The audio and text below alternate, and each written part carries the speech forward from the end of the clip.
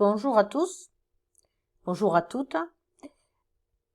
Aujourd'hui, je souhaite vous parler de rester zen et organisé parce que vous avez choisi le métier de télésecrétaire indépendante. Mais cela suppose une bonne organisation pour être efficace, éviter la perte de temps et surtout ne pas sombrer dans le burn-out. Donc vous avez choisi ce métier pour la liberté qu'il offre et la possibilité de choisir ses clients, pour ne plus supporter votre patron. À première vue, le tableau est idyllique. Cela suppose aussi de ne pas se disperser et de suivre quelques conseils ou d'appliquer quelques petits trucs au quotidien. Alors pour commencer, pour rester zen et organisé, en télésecrétariat indépendant et pour gagner en productivité, en efficacité, je vous donne quelques conseils. Premièrement, apprendre et surtout bien le faire, toutes les semaines au moins, à gérer son temps parce que si vous ne savez pas aménager une plage horaire en début de semaine pour planifier votre agenda entre vos impératifs professionnels et personnels, ça va être compliqué et vous allez vous disperser. Vous pouvez le faire en début de semaine le lundi, vous pouvez le faire le vendredi, le samedi matin. C'est le moment que vous choisirez. Mais dans tous les cas, il faudra prévoir votre agenda de la semaine. Donc, sachez aménager cette plage horaire en début ou en fin de semaine.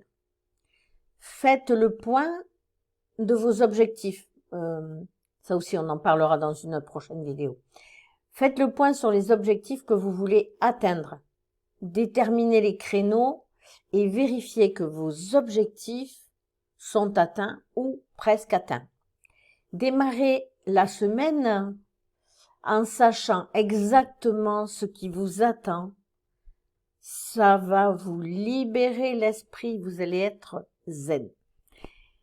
Et du coup, vous serez plus productive et plus sereine. Donc, pour planifier votre semaine, vous le faites sur un agenda papier ou en ligne. Il y en existe plusieurs. Oh, je ne citerai pas de nom, je préfère pas. Ces outils sont des outils aussi de gestion de projet. Donc, ils sont vraiment ceux auxquels je pense, mais que je citerai pas. Vous pouvez très bien... vous pouvez les trouver en outils de gestion de projet interactifs. Voilà. Donc, la deuxième astuce, c'est créer une to-do list. Alors, l'anglais pour moi, c'est pas top, mais la to-do list, c'est la liste de ce que vous devez faire. Donc ça, c'est un ami qui vous veut du bien. Et grâce à cette liste, vous allez libérer de l'espace dans votre esprit. Comme ça, en notant tous les objectifs sur le papier, tous vos rendez-vous, cette façon est motivante. Elle vous permet de vous projeter et de vous dépasser. Alors, attention, même si vous n'aimez pas faire des listes, certaines personnes n'aiment pas faire des listes. Mais pour savoir si cette méthode vous convient, moi, ce que je vous propose, c'est de au moins essayer une semaine de faire cette liste. Si vous faites cette liste et que ça vous convient, continuez. Si ça ne vous convient pas, si vous n'êtes pas à l'aise avec ce procédé et qu'il vous permet pas de rester sereine et concentrée, utilisez un autre système. Mais si ça vous convient, vous pourrez rester concentré sur vos objectifs, sur vos rendez-vous, vous saurez les gérer. Utilisez cette astuce, ça vous sentirez plus légère. Sinon, choisissez un autre moyen qui puisse vous aider à gérer tous vos rendez-vous tous vos objectifs, etc. L'astuce numéro 3, c'est savoir prioriser et traiter les urgences. Alors, en tant que télésecrétaire indépendante, vous allez être amené à travailler avec plusieurs clients. Il est donc essentiel de traiter les urgences et de remettre à plus tard ce qui peut attendre. Cela vous évitera de vous sentir submergé et ainsi vous pourrez créer trois bannettes par exemple, ou 3 dossiers, comme vous voulez. Vous créez un dossier urgent, vous créez ou une bannette urgent, vous créez une bannette, une corbeille, je ne sais pas comment vous voulez l'appeler, dossier important, et vous trouvez une autre corbeille, bannette, dossier, classeur, vous l'appelez comme vous voulez, et dossier affaires courantes. Et si vous apprenez à distinguer les urgences de l'importance et du courant, eh bien là, vous serez totalement efficace. Plus vous serez organisé, plus vous serez efficace. Donc, travaillez organisé, travaillez efficace. Je sais, je me répète tout le temps. Dans la 4e astuce, je voulais vous dire qu'il existe une méthode batch cooking. Ou alors, batch cooking, c'est pour la cuisine, évidemment. Mais si vous vous organisez en vous inspirant de la méthode batch cooking. Cette méthode, c'est une méthode qui permet, en fait, la méthode batch cooking, ça consiste à déterminer les menus de la semaine, préparer plusieurs repas, et vous les préparez et vous les mettez au réfrigérateur, au congélateur, ce que vous voulez. Voilà, c'est ça la méthode batch cooking. C'est que je passe un certain temps à faire de la cuisine, mais je fais plusieurs plats et je les mets de côté. Alors, plutôt que de répondre aux mails au fur et à mesure, vous perdez du temps en vous déconnectant de la tâche que vous étiez en train de faire pour répondre à un autre mail, à un mail, à un message qui vient d'arriver. Alors, définissez des plages horaires où vous n'allez faire que répondre aux messages. Prévoyez un large créneau, mais tous les jours, vous prévoyez un créneau où vous allez faire que répondre aux messages. Ou un autre créneau, vous n'allez faire que votre administratif, votre communication et votre facturation. Voilà, si vous savez gérer tous ces petits points, alors à la méthode batch cooking, pas de souci. Allez-y, faites comme ça. Et de ce fait, vous serez encore organisé et sereine. Le 5e point que je voulais aborder, c'est savoir anticiper les imprévus. Alors ça, les imprévus, ça fait partie de la vie. On ne peut pas lutter contre un imprévu. C'est impossible à contrôler.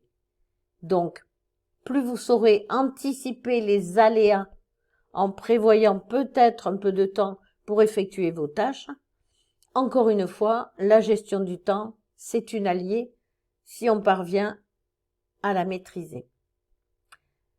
Donc, essayez de vous prévoir juste un petit créneau par jour pour l'imprévu. Je sais pas, une demi-heure.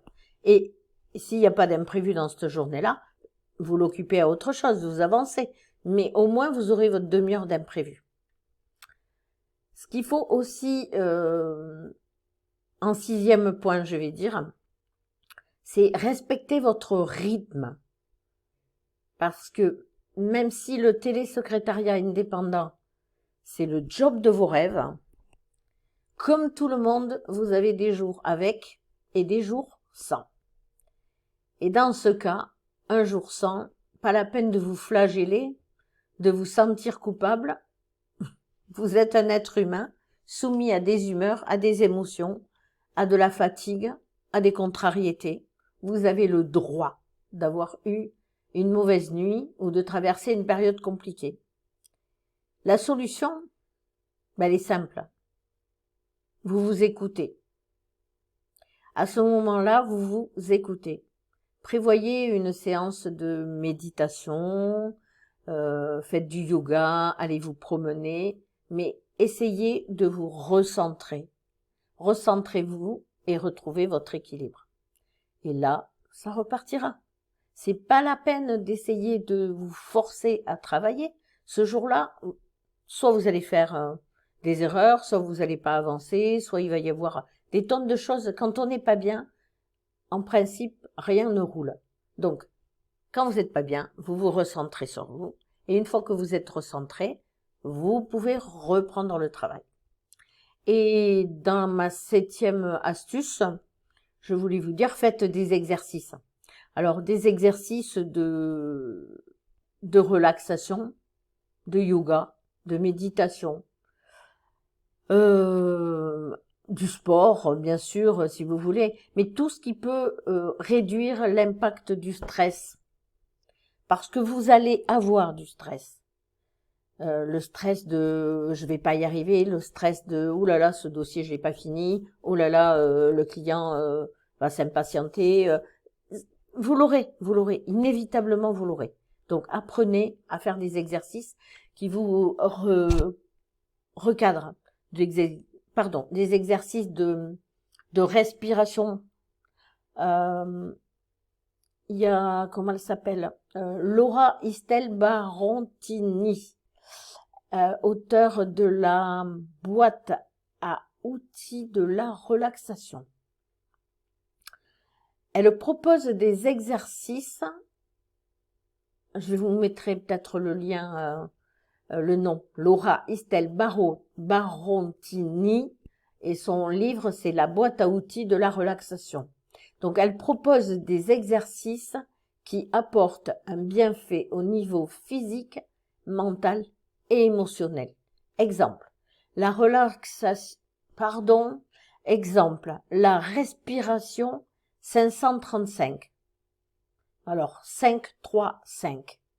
La respiration 5, 3, 5 qui consiste à observer, debout ou assis, sa respiration.